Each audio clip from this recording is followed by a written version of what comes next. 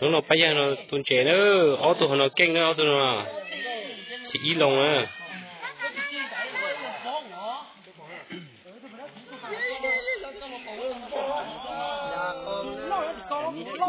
ba nó nhỏ tổ khẩn trẻ này nữa từ nay tê rau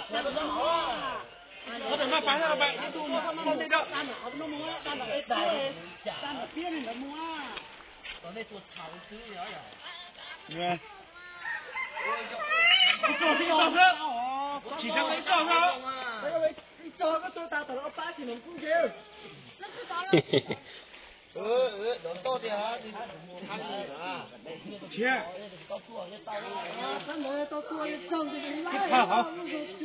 hít thở nó con đã thở phán chắc à ô tôi tụt lỗ thế nữa chỉ nơi hồn nát nữa nữa tôi tụt lỗ nữa muốn tụt rồi trên nên thì bỏ được bản này nữa nữa nó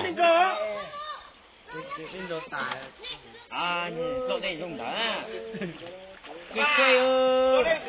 lên cho sao ô lại lo tụi này ơi vô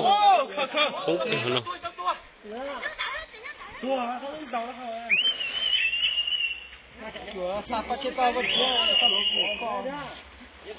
tới tụi nó nữa ô tô tới tỏ phí ra hảo nữa mà cho thế bỏ nên ôi lên lần trôi lấy nỏ nè ha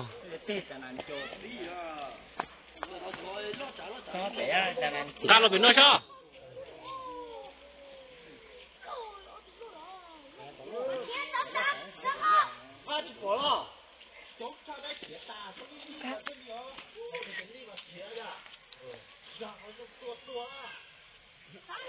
tôi thấy chuyện của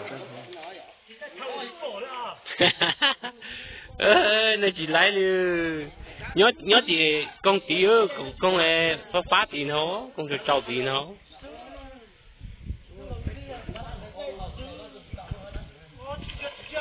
yo lấy tù chứ đâu có tù của nó rồi tàu kia nó được tù nó chua giờ mù theo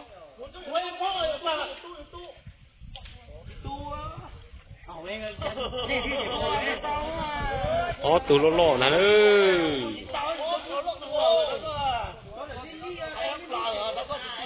cô có tua cho mai nhai cô có tua cho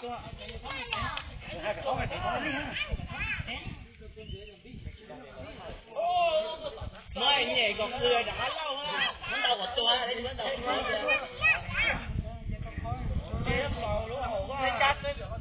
ba này thì cái chuyện này thì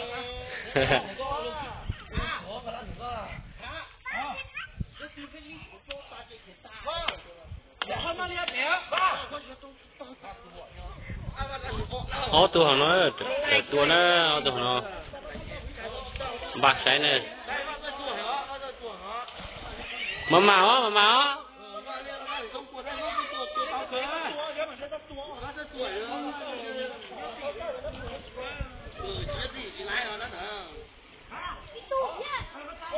yo bé tù nó nữa ô muốn chơi đi tiêu cái gì sao non chơi tua nó nữa đúng không sống một bé co ya sống một bé co con bé con trò ơi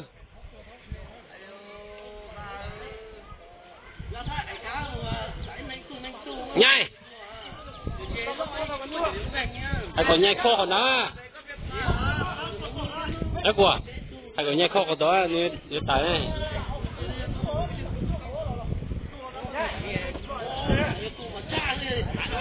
thì anh chị học lời nữa à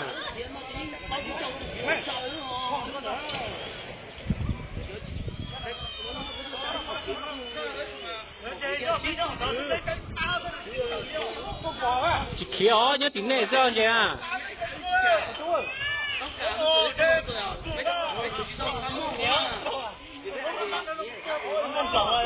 muốn bảo mà bỏ kia thì hỏi cho cháu tí xíu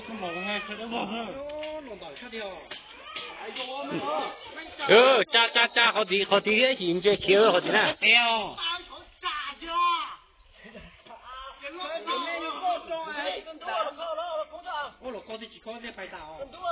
nên chỉ có gì lý hậu đấy chị à chị có khó không ạ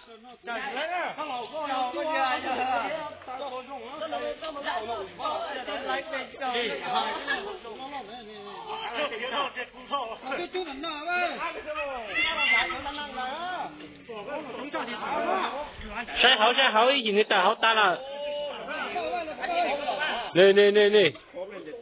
nên chỉ khó đi người ta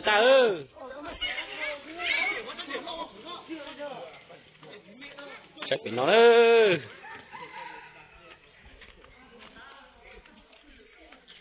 không nó nữa vậy khi là bị nó ta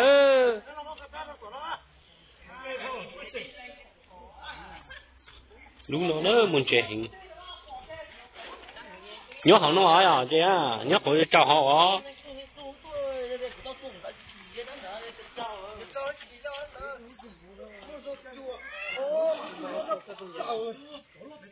tới tủ thì đó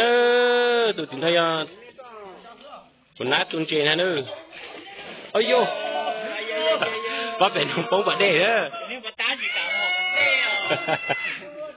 nếu nên chạy khía tà ma rất một quân nữa nè rất một quân nữa nè nên quân nữa nè chạy khía tà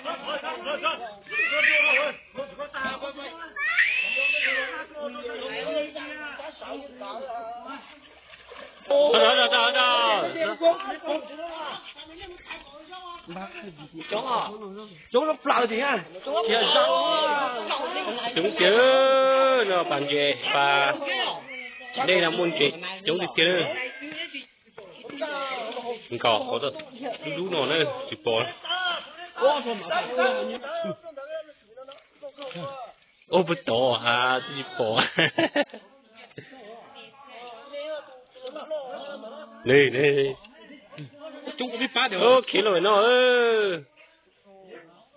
cho trâu chỉ bỏ rồi nữa này chỉ bỏ nữa nè mình trả thế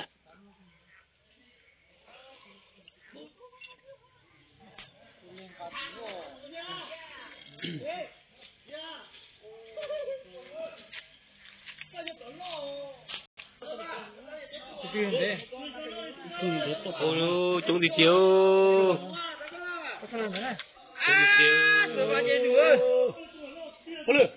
Como tu paga um rei, que não, eu peguei tông vào. Chúng thì tiền nên cho bỏ chỉ chế kìa. Nhưng lấy được trên tao cái là bút tí hư. Nếu kiếm một bé à? Nếu kiếm nó bật lại con cái kiếm một rất bật lại. Em muốn mất rồi. Muốn được khâu có.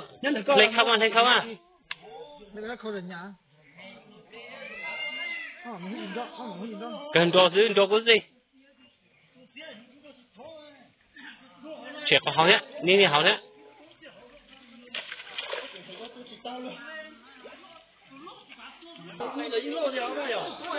Tụi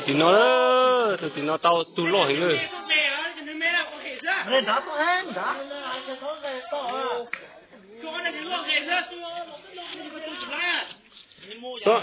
Số mù với chống nữa. Ô, trong củ tụi tao đi mà. Tụi nó bản này nó lột thì tiền lên.